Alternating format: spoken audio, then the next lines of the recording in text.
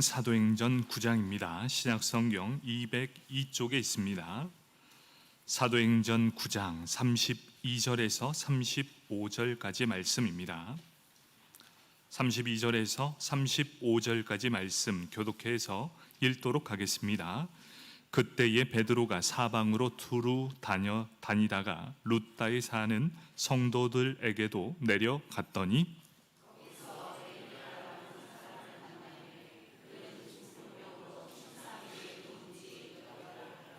베드로가 이르되 애니야야, 예수 그리스도께서 너를 낫게 하시니 일어나 내 자리를 정돈하라 한데 곧 일어나니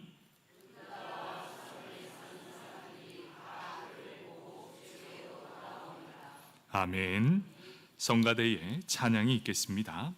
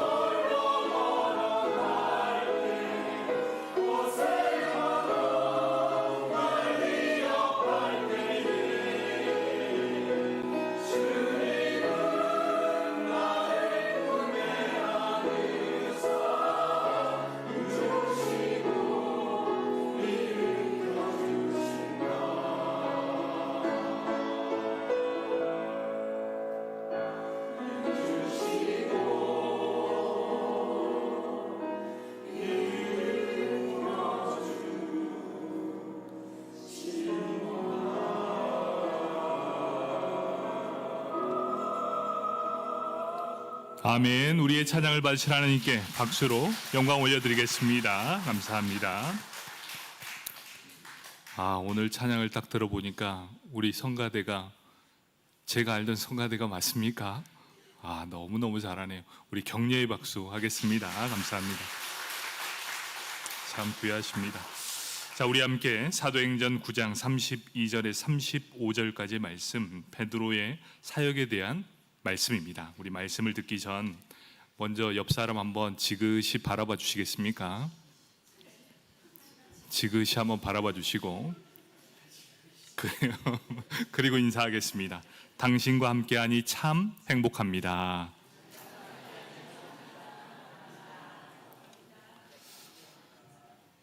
여러분 설교 들을 때도 그 얼굴로 해주십시오. 네, 빛 받으러 온 사람처럼 그러면 절대 안 됩니다.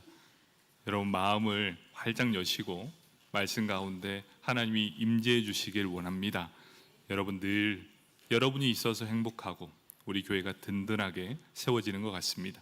여러분 늘 웃으시면 그 표정을 유지하시면 하나님도 기뻐하시지만 앞에서 제가 여러분을 바라볼 때 저도 힘이 납니다. 아셨지요? 여러분 인상 쓰지 마시고 늘 미소를 지어주시길 바랍니다. 자, 우리 계속해서 사도행전을 보고 있는데요. 사도행전은 하나님께서 말씀하신 약속의 성취를 보여주고 있습니다. 사도행전이라 하니 사도들이 무언가를 열심히 움직이는 것처럼 보이는 게 사도행전이라 하지만 실질적으로 이 사도행전은 바로 하나님께서 모든 일을 작정하시고 그 뜻대로 움직여 주심을 말씀해 주고 있습니다. 사도행전 딱 한 절로 요약하자면 그 핵심 구절이 어딥니까? 라고 말하면 그 핵심 구절은 바로 사도행전 1장 8절의 말씀입니다.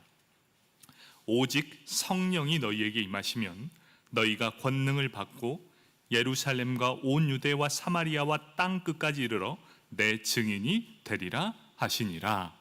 여기에서 이렇게 말씀합니다.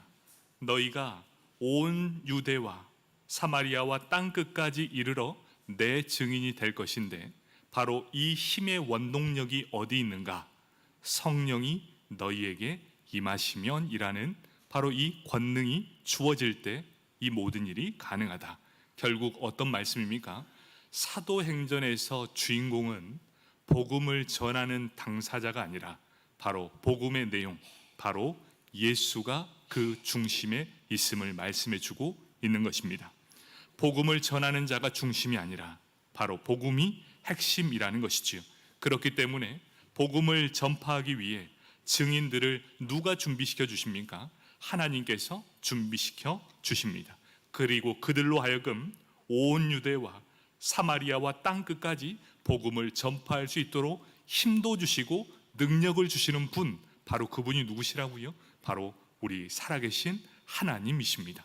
하나님께서 택하신 백성에게 성령의 충만한 은혜를 더해 주십니다. 그리고 그로 하여금 모든 일을 잘 감당할 수 있도록 그의 모든 길을 활짝 열어 주신다. 이 복음의 시작은 어디에서부터 시작되었습니까? 초대교회에서부터 시작되었습니다. 예루살렘 교회에서 시작된 복음, 베드로와 요한을 중심으로 한 사도들의 행적을 보여주었습니다. 그리고 거기에서 어떻게 됩니까? 사도들에서 점점 그 영역을 넓혀가고 있습니다. 누구에게요? 바로 7 집사를 선택해 세움으로부터 그 영향력이 더 크게 벌어지고 있다는 겁니다. 스데반이 순교합니다. 그로 인해 빌립의 복음 사역이 널리 퍼지게 됩니다. 또 어떻게 됩니까? 다메섹에서 사울의 회심을 통해 그 범위가 우리가 상상할 수 없을 만큼 넓어지게 됩니다. 여기에서 중요한 것이 무엇이지요? 스데반, 빌립, 사울, 우리가 아는 이 바울은 하나님의 도구였다.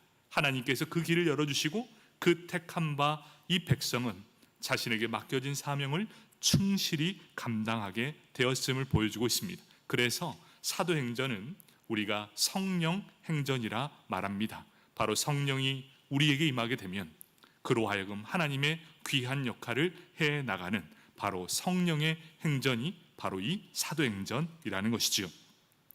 복음의 영향력이 이제 세상을 뻗어가게 될 때 잠시 잊었던 이 베드로의 사역은 한동안 침묵을 하게 됩니다. 이제 오늘 말씀은 어떤 내용입니까? 복음의 사역이 사울에서부터 다시 베드로로 이동하는 장면을 보여주고 있습니다. 이제 그 중심 베드로의 사역이 시작되고 있습니다. 사도행전 9장 32절 상반절입니다. 그때의 베드로가 사방으로 두루 다니다가 이렇게 기록하고 있습니다. 베드로는 그때라고 합니다. 그때가 언제입니까? 스데반이 순교를 당하고 모든 민족에게 복음을 전파하고 다닐 때, 또 하나님께서 사울을 선택하실 그때 베드로는 무엇을 하고 있었는가? 바로 그때입니다. 하나님은 베드로로 하여금 또 일을 하게 하십니다. 어떤 일입니까? 사방으로 두루 다니고 있었다. 여기에서 사방이라는 것은 전체를 의미하고 있습니다. 그리고 모든이라는 뜻을 함축하고 있습니다. 결국 사방으로 두루 다녔다는 말은 자신이 갈 수 있는 모든 지역, 내가 힘이 닿는 곳이라면 어디든지 두루두루 다니면서 전도를 하게 되었다. 이것이 바로 순회 전도를 의미하고 있습니다. 예루살렘 교회에 찾아오는 사람에게만 복음을 전한 것이 아니라 복음을 듣지 못하는 자, 거기가 어디든지 내 힘이 닿는 그곳까지 직접 찾아가 복음을 전하게 되었다는 것을 말씀해 주고 있습니다. 베드로가 이렇게 복음을 증거한 이유가 무엇입니까? 바로 예수님의 명령이 있었기 때문입니다.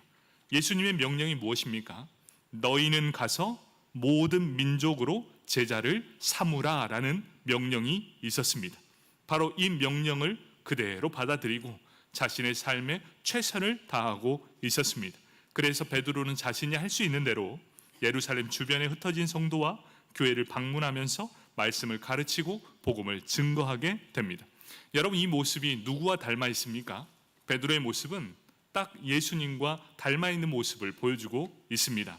예수님께서 살아있을 때 온 사방을 두루 다니면서 모든 병든 자들을 고쳐주셨습니다. 그리고 죽은 자를 살려주셨습니다. 그리고 천국 복음을 전파했습니다. 마태복음 9장 35절 말씀, 예수께서 모든 도시와 마을에 두루 다니사 그들의 회당에서 가르치시며 천국 복음을 전파하시며 모든 병과 모든 약한 것을 고치시니라, 이렇게 말씀하고 있습니다. 베드로가 이렇게 모습이 변화된 것은 어떤 것일까요? 물론 성령의 충만함을 받아서, 성령의 선물로 받아서 그가 이렇게 변화되었습니다. 그런데 그가 변화되었던 실질적인 원인이 무엇이었는가? 그는 예수님 곁에 3년 동안 있으면서 예수님의 삶을 바라보았기 때문입니다. 예수님과 함께한 3년 동안 예수님께서 어떻게 사역을 하셨는지 가장 가까이에서 보았습니다. 그리고 사람들을 어떻게 사랑하셨는지 가장 가까이에서 보게 되었습니다. 또 한 사람 한 사람을 어떠한 마음으로 품으셨는지 가장 가까이에서 볼 수 있었습니다. 3년 동안 동고동락했던 베드로, 그는 알게 모르게 예수님의 성품에 물들어 갔던 것을 보여주고 있다는 겁니다. 여러분, 자녀는 누구에게 물들어 가겠습니까? 여러분, 자녀는 부모님의 성품을 그대로 물려받습니다. 부모가 하는 행동 똑같이 따라합니다. 왜 그런 줄 아십니까? 알게 모르게 그대로 물들어 가기 때문이죠. 여러분, 우리는 자녀를 키우는 부모님이라면 우리 자녀가 올바른 길로 가기 위해서 어떻게 해야 됩니까?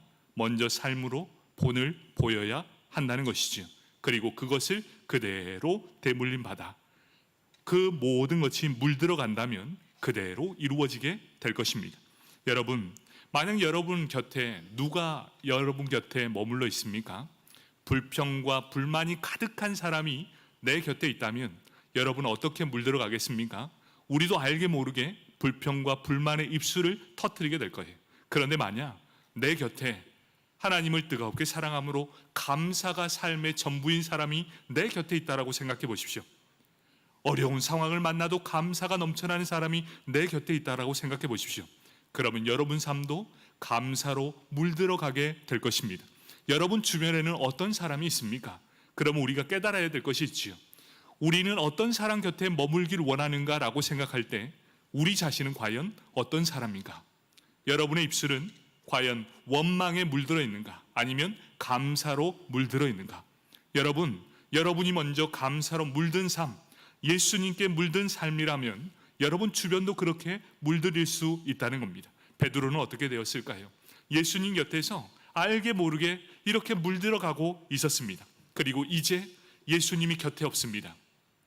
이제 자신의 사역을 감당해야 할 때가 되었습니다. 그때 어떻게 했는지 아십니까? 바로 예수님의 성품을 닮아 예수님이 가신 그 길로 그대로 갔다는 거죠. 베드로의 모든 행적을 보면 예수님의 행적과 너무나 닮아 있습니다. 왜 그럴까요? 예수님께 물들어 갔기 때문이지요. 여러분의 삶 가운데 과연 여러분 곁에 누가 머물고 있습니까? 불평과 원망의 소리가 아니라 진정 하나님께 감사하는 사람이 곁에 있다면 여러분은 진정으로 하나님께 감사가 넘쳐나는 사람으로 자라나게 될 것이고, 아니면 그와 반대로 늘 불평이 있는 사람과 원망이 있는 사람 곁에 있으면 여러분들도 알게 모르게 그런 원망에 사로잡히게 된다는 겁니다. 여러분이 변화됩시다. 바로 여러분부터 감사가 내 안에 물들게 함으로, 예수님의 성품이 물들게 함으로 세상을 아름답게 변화시키는 저와 여러분이 되길 축복합니다. 아멘. 그렇다면 누가 진정한 예수의 제자입니까? 바로 이것을 보여줄 때 이렇습니다. 예수님의 제자는 예수님께서 보여주시고 가르쳐 주신 대로 그 삶 그대로 살아내는 사람이 바로 예수의 제자라는 것입니다. 그런데 여기에서 보면 베드로의 사역과 예수님의 사역에 분명한 차이점이 하나 발견되고 있습니다. 그것이 무엇이냐? 베드로의 사역에는 자신의 이름이 없습니다. 언제나 이야기할 때 무엇이랍니까? 예수 그리스도의 이름으로라고 선포하고 있다는 거지요. 자신이 이런 놀라운 기적을 행했습니다. 그런데 어떻습니까? 자신의 이름은 사라집니다. 누구의 이름이 더욱더 영광을 받습니까? 예수 그리스도의 이름. 여러분, 베드로가 사역을 하면서 자신이 지나온 모든 행적들을 보면 자신의 이름은 없고 예수의 이름만 넘쳐나게 된다는 것을 기억하셨으면 좋겠습니다. 바로 베드로의 사역, 어떤 사역입니까? 나는 없습니다. 내가 머문 그 자리에 무엇만 남습니까? 예수의 이름만 남습니다. 여러분, 이것이 바로 베드로의 사역이었다는 것이지요. 오직 예수 그리스도의 이름만을 전파하기 위해 예수의 사로잡힌 사람, 바로 그 사람이 예수의 사람이요 베드로였다는 겁니다. 베드로, 그는 예수의 이름만을 높이는 사람이었다. 그가 어떻게 합니까? 이제 중풍병을 고치게 됩니다. 사도행전 9장 32절 하반절, 루다에 사는 성도들에게도 내려갔더니, 이렇게 기록합니다. 스데반의 순교 이후 예루살렘 교회가 핍박을 받을 때 베드로는 예루살렘을 떠나 유대에 흩어진 여러 공동체를 돌아보는 사역을 계속해서 해왔습니다. 그 가운데 루다가 있었습니다. 신약 성경에 루다는 이곳 한 곳에만 언급되고 있습니다. 루다가 어디 있느냐? 가이사라로 향하는 길목에 위치한 비옥한 성읍이었습니다. 가이사라로 가기 위해서 꼭 들려야 하는 곳, 그것이 바로 이 루다라는 것이죠. 그런데 왜 굳이 이 잘 알려지지도 않는 이 루다라는 지명을 밝히고 있는가? 거기에는 이유가 있겠죠. 사도행전 8장 40절에 보면 그 이유가 나와 있습니다. 빌립은 아소도에 나타나 여러 성읍을 지나다니며 복음을 전하고 가이사라에 이르니라, 이렇게 기록합니다. 빌립이 아소도, 곧 아스돗에서 가이사라로 가면서 인근의 복음을 전할 때 이 지역을 통과했다는 것을 다시 한번 상기해 주고 있다는 거지요. 가이사라로 가는 길에 꼭 들려야 하는 곳이 바로 이 루다였다는 것이죠. 그렇다면 여기에서 보여주는 게 뭡니까? 베드로가 그곳에 갈 수 있었던 이유는 빌립이 먼저 그곳에 가서 복음을 증거했다. 여러분, 이 빌립이 지나간 자리에는 무엇이 남습니까? 이 복음의 씨앗을 뿌렸습니다. 그리고 그 복음의 열매가 가득 맺히게 되었습니다. 이제 베드로는 어떻게 됩니까? 그 열매를 거두러 가는 것밖에 없습니다. 여러분, 이 복음의 능력은요, 한 사람에 의해서 그 사람이 완전히 변화되지 않습니다. 누군가는 끊임없이 두드려야 된다는 것이지요. 어떤 사람이 찾아가서 복음의 씨앗을 뿌리고 안 되면 하나님은 다른 사람을 보내주십니다. 그리고 그 사람을 통해 그 사람의 마음이 활짝 열릴 수 있도록 계속해서 사람을 보내주십니다. 그래서 여러분 지금 이 자리에 있는 거예요. 여러분이 지금 이 자리에 있는 건 내가 예수님 만나야지 턱 하고 떨어진 사람 아무도 없습니다. 그 누군가의 복음을 흘리는 흔적이 있었고, 그 사람 한 사람도 안 되면 하나님은 계속해서 이 사람 저 사람 계속해서 보내주십니다. 그런데 가장 불쌍한 사람이 누군지 아십니까? 그 누구에게도 이 복음을 듣지 못한 사람이 있다는 것. 얼마나 불행한 인생입니까? 여러분이 이 자리에 있다는 건 모든 사람들에게 복음을 한두 번 들어서가 아니라 수많은 사람들의 복음의 메시지를 들었고 그것으로 인해 이 자리에 왔다는 것만으로도 충분히 그것을 증명해 주고 있다는 겁니다. 빌립이 지나간 그 자리, 그곳에 루다가 있었고 지금 루다의 베드로가 방문해서 다시금 그 성도를 살피고 있다. 여러분, 예수 믿으면 끝난 줄 알았죠? 절대 그렇지 않습니다. 예수를 딱 믿고 나서도 믿음의 성장을 위해서 또 하나님은 사람을 보내주십니다.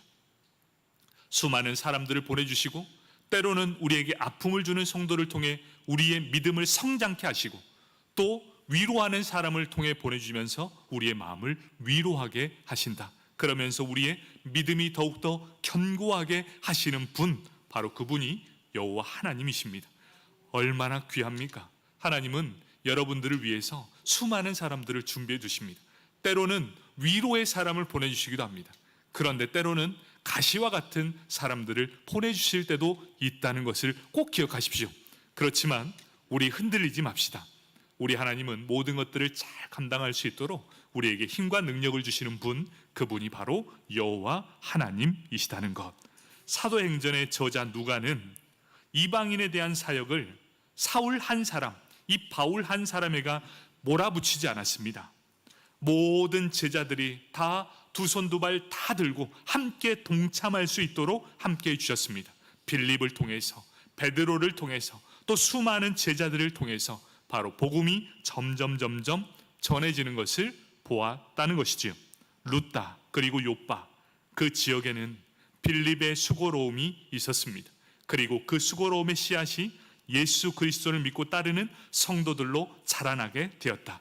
바로 그때에 베드로가 루다를 방문하게 되었다는 것이죠. 이미 복음이 한번 싹 훑고 지나갔습니다. 그래서 예수 믿는 사람이 넘쳐나게 되었다. 그리고 그 가운데 베드로가 루다에 들리게 되었습니다. 그런데 거기에서 일이 일어나게 되죠. 사도행전 9장 33절입니다.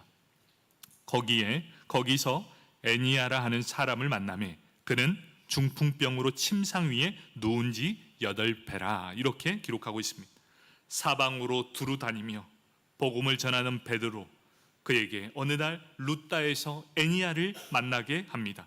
애니아, 그 이름은 찬양하다라는 의미를 가진 사람이었습니다. 하나님께서 이 베드로를 루다에 보낸 이유가 무엇입니까? 이 루다에 애니아라는 사람을 만나기 위해서 하나님께서 베드로를 이끌어 주신 것이다.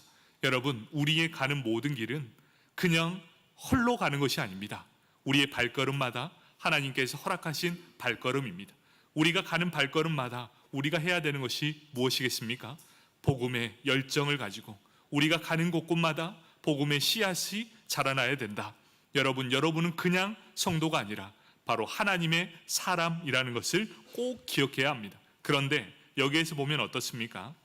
애니아에 대한 어떤 기록도 남기지 않고 있다.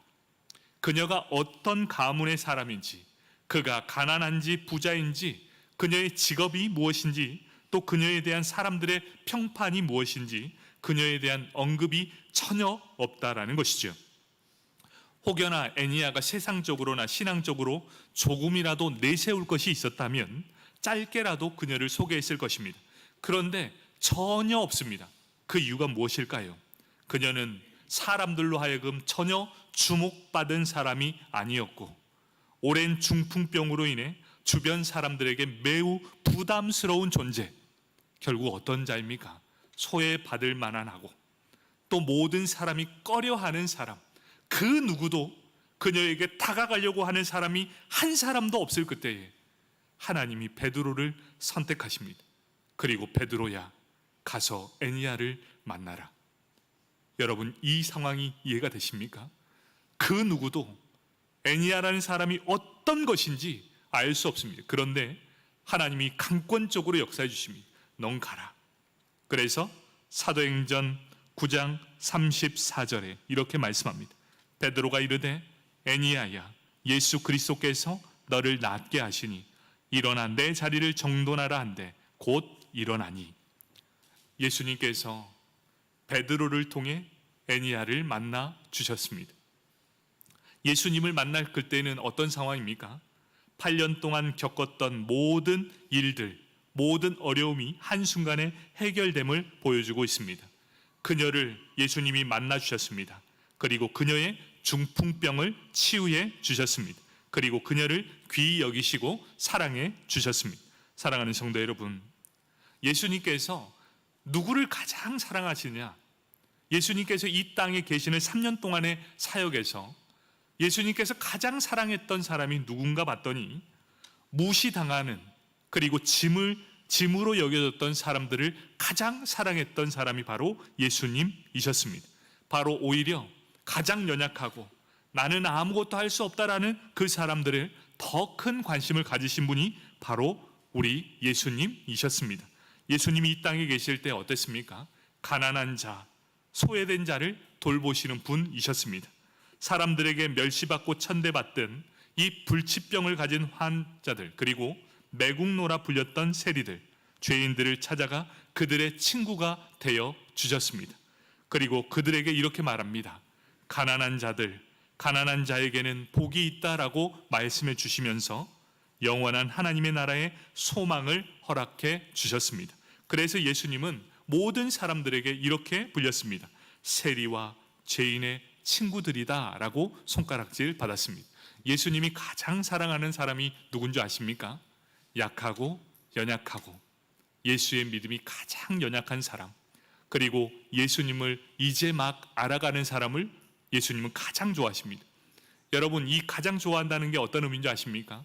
이때 하는 기도는 하나님께서 거의 다 대부분 들어주십니다. 여러분, 이때가 기회입니다. 예수님을 막 알아가기 시작할 그때에 이제 기도해 보십시오. 하나님은 처음 믿는 자들의 기도는 너무나도 잘 들어주십니다. 오히려 믿음이 더욱더 굳건한 자들의 기도는 오히려 더 안 들어주십니다. 왜 그러냐? 하나님은 지금 이때 가장 많은 사랑을 쏟아붓고 있기 때문이지요. 여러분, 이때가 기회입니다. 예수님을 알아가고 예수님이 무엇인가 알기에 급급한 이 초신자의 신앙이 있을 때 하나님 앞에 기도해 보십시오. 하나님은 여러분들의 모든 기도를 다 응답해 주실 것입니다. 바로 우리를 위해서 기꺼이 그런 모든 모욕을 감당하시는 분이 예수 그리스도였습니다. 그리고 우리의 죄를 위해 십자가를 지신 분, 바로 그분이 우리 하나님, 살아계신 하나님의 아들 예수 그리스도입니다. 사랑하는 성도 여러분, 예수님을 인격적으로 만날 때 애니야처럼 우리의 모든 수고로운 짐을 내려놓게 됩니다. 여러분, 제가 하고 싶은 말은 오늘 핵심은 이것입니다. 애니야가 8년 동안 중풍병을 앓았다, 고침을 받았다, 이 기적을 여러분들에게 말씀해 주고 싶은 게 아닙니다. 이 기적을 통해 나타나는 일들이 무엇인가, 여러분, 이것에 더 중심을 잡아야 한다는 것이지요. 여러분, 우리 안에서 기적은 일어납니다. 언제든 기적은 지금도 일어나고 있습니다. 그런데 그 기적이 일어난 이후 우리는 어떠한 삶을 살아가고 있는가, 여러분, 이것이 더 중요합니다. 그래서 이 사역 결과는 무엇인가, 여러분의 삶에 가장 중요한 건 기적이 아니라 기적 이후에 어떠한 결과가 내 삶에 왔는가가 더 중요합니다. 그러면 이 베드로의 사역의 결과는 어떻게 드러나게 됐는가? 사도행전 9장 35절 말씀입니다. 룻다와 사론에 사는 사람들이 다 그를 보고 주께로 돌아오니라, 이렇게 마무리 짓고 있습니다. 여러분, 여기에서 중요한 게 뭐지요? 기적, 물론 중요하죠. 기적보다 더 중요한 건 그 기적을 보고 모든 사람이 주께로 돌아오는 것이 더 중요하다. 그런데 한번 보십시오. 룻다에 사는 사람들이 주께로 돌아온 것이 어떤 동네에 힘있고 권세 있는 사람이 먼저 예수를 믿었기 때문에 돌아왔습니까? 전혀 그렇지 않았습니다. 지금까지 이름도 없고 소외받았던 애니야, 중풍병을 털고 침상에서 일어난 이 애니야를 보았기 때문에 그를 보는 자마다 주께로 돌아오는 역사가 일어나게 되었다는 것입니다. 그들이 복음을 받아들이는 것, 여러분, 그것이 어떤 이유입니까? 베드로의 어떤 가르침 때문에 그랬습니까? 아니요, 절대 그렇지 않습니다. 그들이 주께로 돌아온 이유는 애니야에게 나타난 성령의 권능을 보았기 때문이다. 여러분, 여기에서 중요한 것은 바로 성령의 권능이었다는 것이지요. 이처럼 한 사람이 삶 속에 나타난 성령의 권능은 어떤 설교나 가르침보다도 더 큰 힘을 발휘하게 된다는 것이지요. 아무리 조리 있고 설득력 있게 복음을 전한다 해도 그 말을 증명할 수 있는 것은 바로 성령의 권능이 뒷받침되지 않으면 절대로 복음이 증거되지 않는다는 것입니다. 사도행전 2장으로 보면 베드로가 설교했을 때 수천 명이 주께로 돌아오는 놀라운 역사가 일어나게 됩니다. 여러분, 여기에서 베드로가 설교를 잘해서, 말을 잘해서 그들이 주께로 돌아왔습니까? 아닙니다. 베드로에게 드러난 성령의 권능을 보았기 때문이었습니다. 바로 성령의 권능이 나타났기 때문에 그 누구도 그가 전하는 복음이 하나님께로부터 온 진리라는 사실을 의심할 수 없었습니다. 사도 바울은 어떻습니까? 그가 유럽 사회 전체, 그리고 로마에서 복음을 전할 수 있었던 것, 그는 어떻습니까? 말 재주가 없었습니다. 그는 말이 어눌했습니다. 그래서 사람들은 비꼬았습니다. 어떻게 비꼬았느냐? 너는 글솜씨가 너무나 좋다. 너는 필력이 너무나 좋은 사람이다. 이것은 어떤 의미죠? 너는 말을 어버버하고 그리고 띄엄띄엄 말을 하는 사람, 이렇게 비꼬았습니다. 그런데도 불구하고 바울이 지나가는 곳곳마다 모든 사람이 복음의 사람으로, 그리고 예수의 사람으로 증거될 수 있고 변화될 수 있었던 이유가 무엇입니까? 바로 사도 바울과 함께한 바로 성령의 권능 때문이었다는 겁니다. 여러분, 저는 오늘 이 말씀에 좀 집중해 보려고 합니다. 성령의 권능이 있는 사람이라면 그가 어떠한 처지에 있든지 그 사람을 통해 복음의 능력이 드러나게 될 것이다. 여러분, 이제 우리가 기도할 제목이 생겼습니다. 여러분, 어떤 기도인 줄 아십니까? 말씀 많이 있게 해주십시오, 내가 기도에 능력이 있게 해주십시오, 이게 아니라 성령의 권능이 나와 함께 하여 주옵소서. 그리하여 나를 만나는 모든 자가, 모든 사람이 나로 하여금 하나님과 동행함을 알게 하여 주옵소서. 여러분, 이 기도보다 더 위대한 기도는 없을 것입니다. 여러분은 함께 성령과 동행하게 될 것입니다. 바로 성령의 권능을 받게 될 때 그가 어디를 가든지 무엇을 하든지 그 삶 속에 함께 하시는 성령의 권능이 분명하게 나타나게 될 것입니다. 그렇게 되면 어떻게 될까요? 수많은 사람들이 그를 통해 하나님께로 돌아오는 축복의 통로가 된다는 것이지요. 여러분, 기도할 제목이 뭔지 알겠습니까? 아침에 일어나서 기도할 때 하나님, 성령의 권능을 나에게 힘있게 하여 주옵소서. 그리하여 죄에 물들지 않게 하시고 세상과 타협하지 않게 하시고 세상 모든 악인들이 성령의 권능에 무릎 꿇게 하여 주십시오. 여러분, 아침마다 어떤 일을 시작할 때마다 날마다 기도하시길 축복합니다. 많은 사람을 주께로 인도하는 것, 말씀을 많이 읽는 것 중요합니다. 그리고 기도를 많이 하는 것 중요합니다. 하지만 더 중요한 건 성령 하나님과 동행함을 만 백성이 알도록 성령의 권능이 내 안에 장착되게 되는 것, 여러분, 이것이 너무나 중요하다는 것이죠. 말씀을 정리하도록 하겠습니다. 우리 모두 능력 있는 복음의 일꾼이 되길 원합니다. 저도 그렇게 되길 원하고 있지요. 그래서 어떤 기도를 해야 될까요? 성령의 권능이 임해 달라고 우리는 이 기도를 할 수밖에 없다는 것이지요. 예수님께서 이 삶을, 3년 동안의 삶을 살아가면서 이 제자들에게 전파했던 그 능력이 무엇이냐? 딱 두 가지였습니다. 첫 번째는 예수님이 이 세상 사람들을 사랑했던 그 사랑, 그리고 두 번째는 성령의 권능으로 모든 병든 자를 고쳤던 성령의 권능. 여러분, 제자로서 이 두 가지가 우리 안에 꽉 들어와야 됩니다. 예수님의 사랑과 성령의 권능이 우리 안에 자리 잡아야 한다. 여러분, 이것이 우리 예수 그리스도를 믿는 제자들의 삶에 반드시 드러나야 된다는 것이죠. 예수의 사랑, 성령의 권능, 이 두 가지를 꽉 붙들면 모든 사람이 여러분 앞에 정말 주께로 돌아오는 통로가 되게 될 거라는 것이지요. 그런데 어떤 사람에게 이런 하나님의 사랑, 예수의 사랑과 성령의 권능이 임하게 되는가? 바로 그것을 담을 수 있는 그릇이 되어야 한다는 것이지요. 누구에게나 다 담을 수 있는 것이 아니라 하나님이 준비하신 그 그릇이 되어야 한다는 것입니다. 디모데후서 2장 20절 21절 말씀입니다.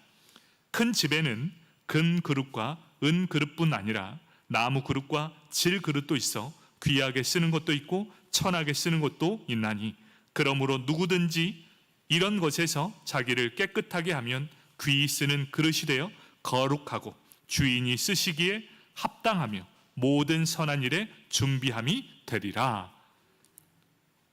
죄에 물들지 않는 것, 너무나 당연한 겁니다. 주인이 쓰시기에 합당한 그릇이 된다는 것, 어떤 겁니까? 우리는 각기 다 작은 그릇들을 갖고 있습니다. 그런데 주인이 쓰시는 그릇은 어떤 그릇이라 합니까? 정결하고 순결하고 깨끗한 그릇을 사용하신다라고 분명하게 말씀해 주고 있습니다. 내가 어떤 그릇이냐는 중요하지 않습니다.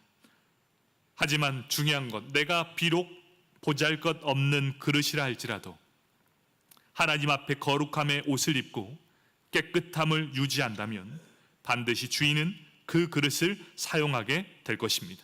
사랑하는 성도 여러분, 한 가지만 기억합시다. 성령의 권능이 여러분의 삶 가운데 가득 넘치길 축복합니다.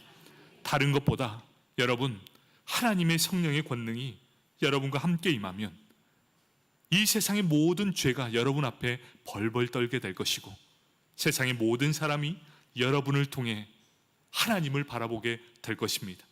바로 축복의 통로가 된다는 것이지요. 여러분, 성령의 권능 받길 축복합니다. 아멘. 기도하겠습니다.